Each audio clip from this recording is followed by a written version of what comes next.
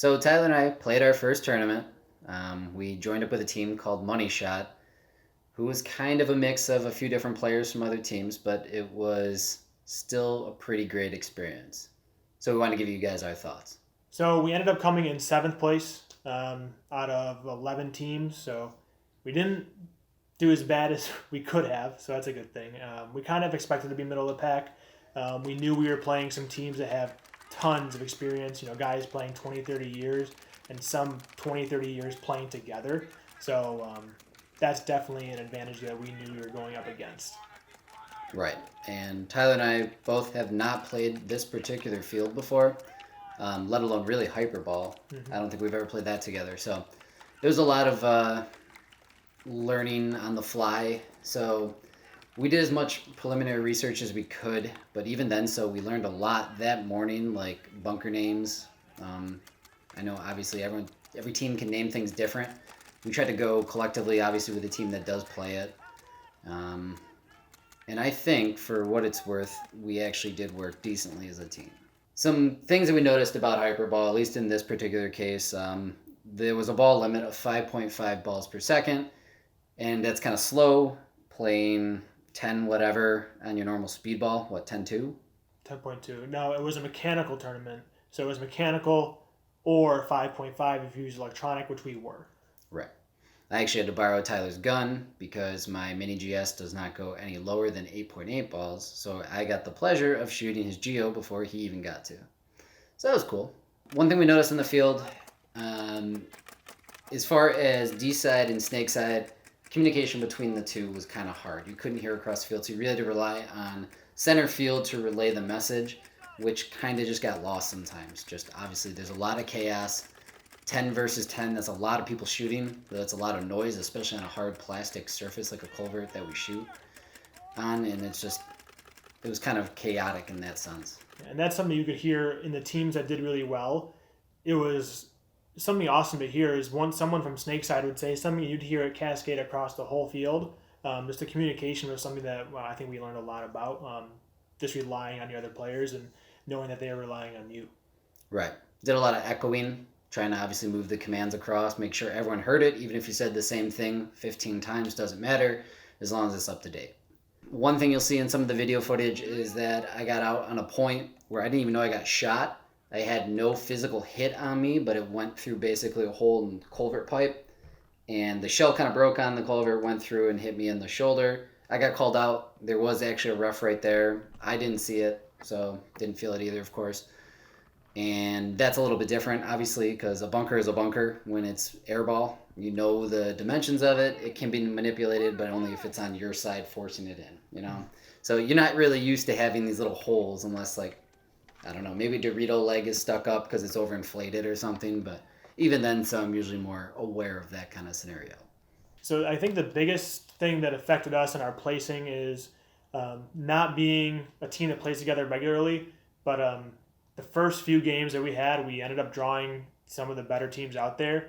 So we kind of got thrown right into the thick of it, and we lost our first three games right off the bat. Second game, that was our fault. We were up, and we ended up just losing due to a communication error. But the majority of the teams we played in the beginning were very, very good teams that have some pro players, ex-pro players on their teams. But what can you do? So we got off to a rough start. We started finding our groove in the next three games. We won 3 points right after that. And something that was really affecting the day was the scoring system of this tournament was based on how many players you had alive, how many players they had alive, and if you grabbed the flag and returned it to your home base. So by having that scoring system, some teams would just sit back for the majority of the game just to keep their bodies alive. And that just made the points draw really long and subsequently made the tournament run behind schedule. And they went from what was supposed to be 8 total games per team down to 6. So we didn't get to play our last 2 games, and right when we were finding our rhythm and really clicking as a team, which, you don't know how it would have went, but I like to think that we maybe would have done better in our placing. We were on the ups. Things were improving, people were talking better, we were getting more comfortable with each other. It was definitely changing. You'll see some of the footage at the last game. People moving correctly and such, and covering the field pretty nicely. Unfortunately, it was a 10-man tournament, and we actually had 11 people on our team, so Tyler and I actually took turns sitting out for a few points, so that was unfortunate going all the way out there for it, but we do understand. It just was kind of like they wanted to get as many guys as they could there just to make sure they had a full 10-man team, which I did have to sub in because someone's gun was down, so it worked out, obviously. But I only played 3 of the 6 games. You wasted all the paint. I wasted all the paint. You wasted all the paint. And wasting all the paint is only shooting a case and a half. You got a tournament. I still have a whole other case in the fucking Yeah, basement. me too. It's going to go stale by the time I get to play again. So in part of the video, you will see there's a miscommunication. I think I actually started the call. Basically, I was just trying to say that there was only one person I knew about on Dorito's side, Dorito Corner. And one of my teammates, obviously how it got relayed, understood it as one left and tried to run him down, Dorito Corner. And there was actually 3 guys still alive. So he got eaten alive. So I apologize for that. What do you got? Dorito Corner! I don't see anything! Andy! What do you have? Dorito corner, that's it! Corner! Yeah, it was just like a verbiage misuse. Andy said, D corner, that's it, as in that's it, that's all I can see, versus D corner, that's it, that's all that's in.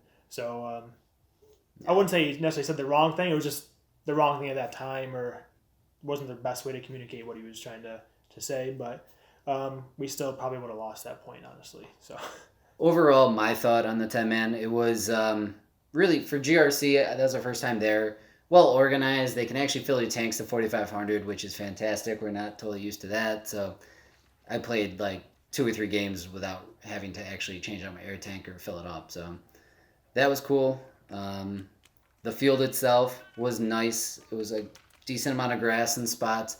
Some parts you probably didn't want to go chest first down onto, but you know that I can't slide anyway, so that didn't matter much to me. I don't know, overall, I think we had a pretty fun time. yeah, So. I thought it was fun. It was paintball, so paintball is always a good time. I thought the mechanical or 5.5 ball limit was actually a blast. You weren't just sitting there shooting lanes because you really couldn't. I mean, granted, some of these autocockers and mechanical guns can rip fast, but it was just a fun pace for shooting.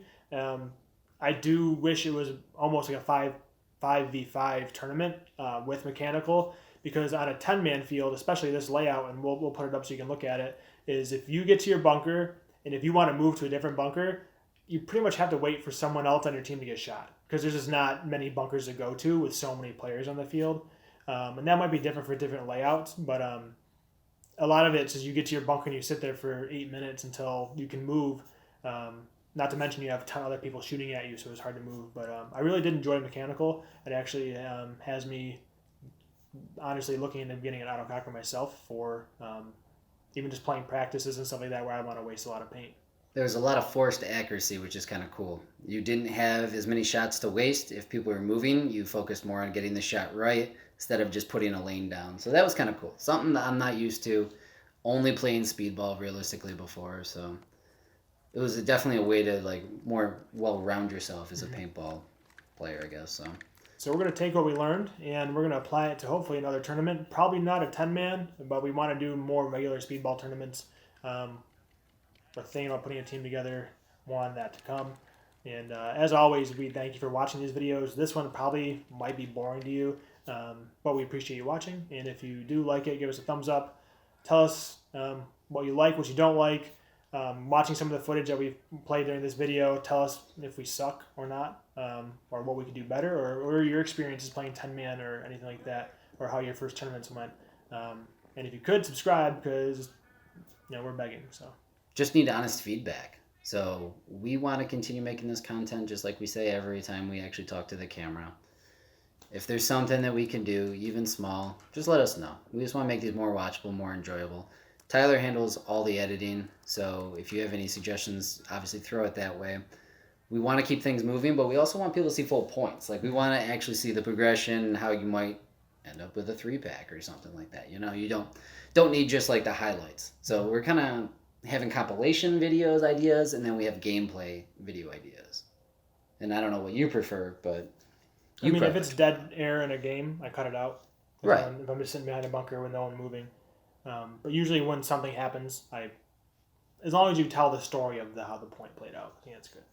But yeah, if you have any suggestions, let us know. We'd more than happy to take that in and hopefully make better videos for you. We are going into winter. Our frequency is going to slow down a little bit, but we're going to still try to play, once or twice a month here because we're in Buffalo, New York, and it snows about 8 months out of the year. So we do apologize for slowing down, but we're going to keep going as much as we can, and hopefully be doing a few giveaways here soon as well. So stay tuned. If anyone is commenting on this and wants us to play your local field and you're within like a New York, Pennsylvania area or Ohio even, we're down to play. We just want to get more games in. So we are looking this winter to find more indoor, but I might try to convince Tyler to play some kind of scenario game in the snow just for kicks. I don't know. Maybe. Why not? Maybe. Just fucking core sample your Geo. I don't know. The mini GS will be fine. I don't give a shit. Not use a cocker. Yeah, I mean, if you're playing on the woods, why fucking not, dude?